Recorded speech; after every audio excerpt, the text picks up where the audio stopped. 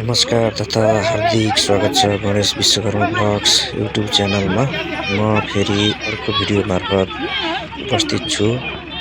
आज श्री जनज्योति माध्यमिक विद्यालय परिवार केही नयाँ ठाउँमा गएर पूजाआजा गरौँ भनेर हामीहरू विद्यालयबाट निस्किने तयारी पनि गरेका छौँ। विशेष गरी आज हाम्रो शनिबारको बिदाको दिन पनि छ र यो शनिबारको बिदाको दिनलाई सदुपयोग गर्दै हामी ढोलमा युदोग पर्व मनाउनको लागि हामीहरू बसमा चढ्दैछौँ र म आज यहाँबाट हामीहरू सम्बन्धित ठाउँसम्म जाने क्रममा भएका विभिन्न गतिविधिसहित भिडियोहरू बनाउँदैछु।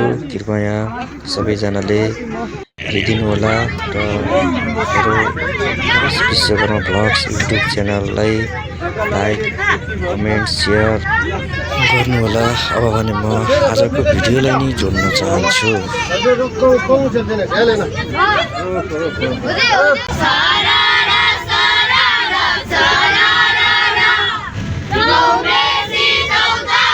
विद्यार्थी भाइ बहिनीहरू मनोरञ्जनका लागि आफैले गीत पनि गाउँदै हुनुहुन्छ।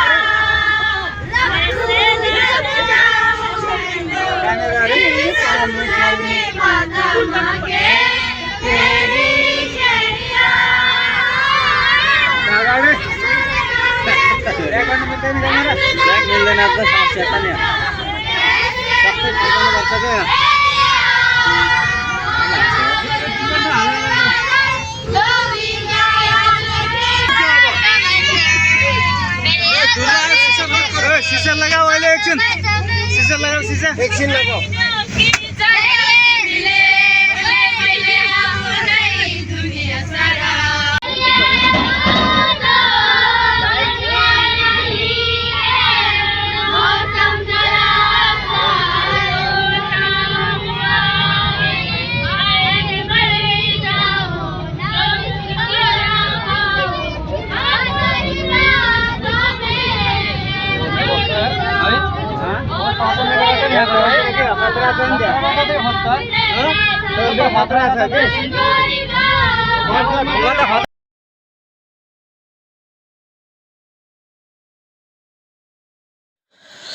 आज हामी हिमाली बौद्ध समुदायमा मनाइने एउटा विशेष र शक्तिशाली आध्यात्मिक पर्व ढोलमा युदोगका बारेमा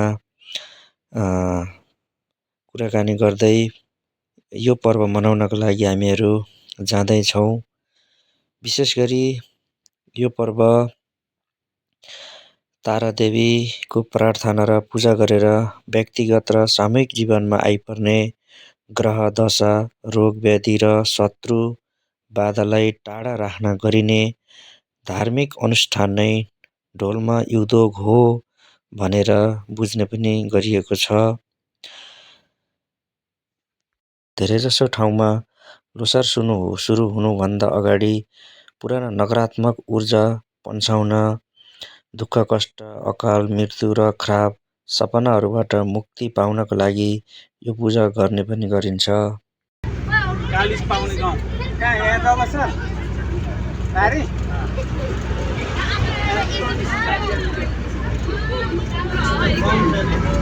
फेरि साउन्ड घुमाउनु पर्ने थियो बाटो चाहिँ बनाएको थियो है एउटाबाट हिँडेर गएको मान्छे हो बाटो हेरेर कति लाग्छ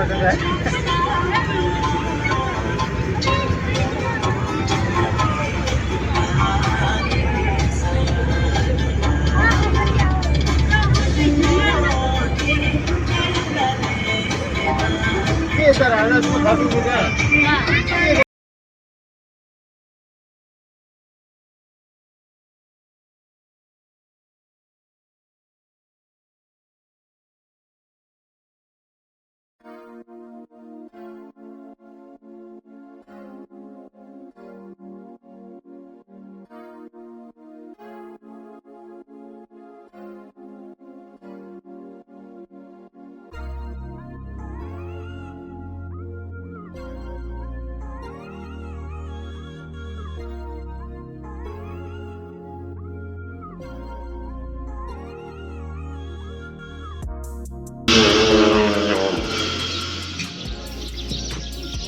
Om Ai Ho, Om Ai Ho, Om Ai Ho, Om Ai Paramagata Adinamana Om Deso, Om Ai Paramagata Adinamana Om Deso, Om Ai Paramagata Om Deso.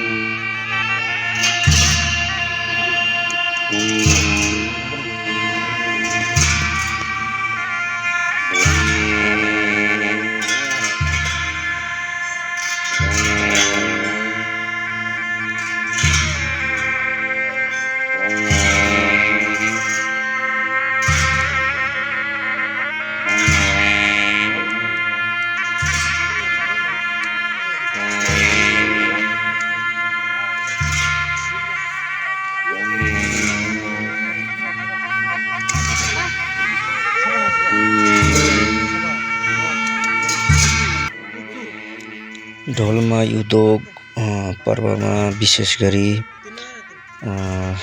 विघ्न बाधा हटाउन, रोग व्याधि निको पार्न र नकारात्मक शक्तिबाट सुरक्षा पाउनको लागि यो पूजा गर्ने गरिन्छ र एक ठाउँमा पूजा गरिसके पछाडि यसको विभिन्न पुतला बनाएर अनि आफूले लगाएका लुगाहरू यही पुतलोमा मिसाएर जलाउने गर्नाले पनि यो अप्ठ्यारो स्थितिबाट सजिलो अवस्था हुन्छ भन्ने एउटा चलन पनि रहेको छ र यसरी हामीहरूले यहाँ देख्न सकिन्छ एक ठाउँमा पूजा गरिसके पछाडि अर्को ठाउँमा आएर यहाँ कपडाहरू उहाँहरूले लगाएका लुगाहरू यसमा मिसाएर सल्काउनको लागि यहाँ तयार गर्दै हुनुहुन्छ।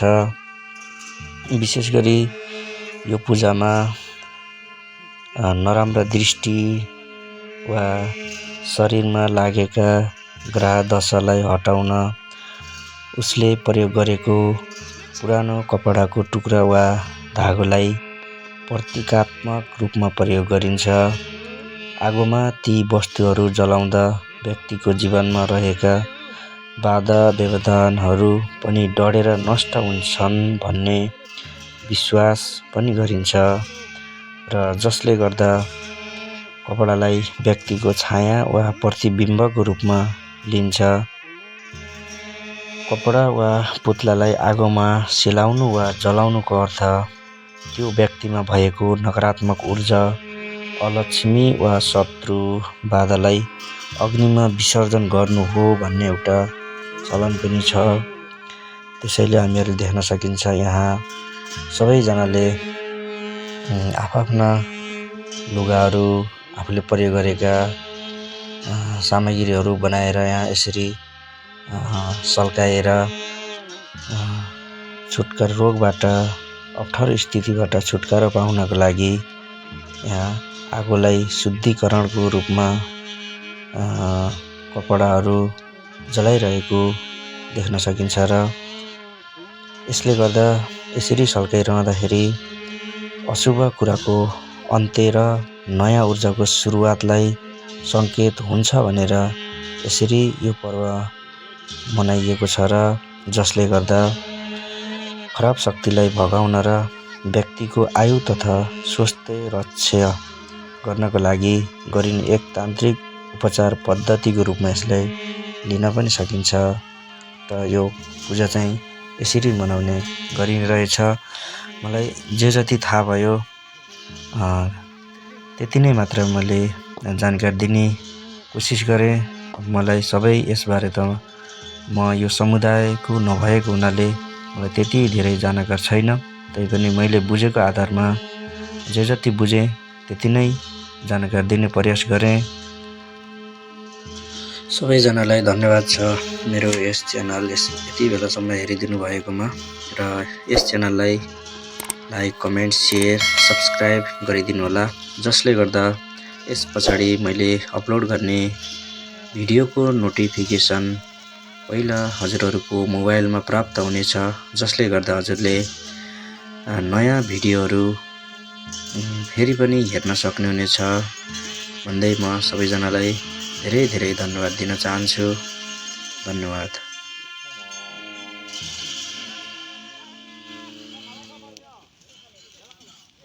हाम्रो बालकृष्ण सरले पो ठुलो समारोह गर्नुपर्छ आज धेरै चिनो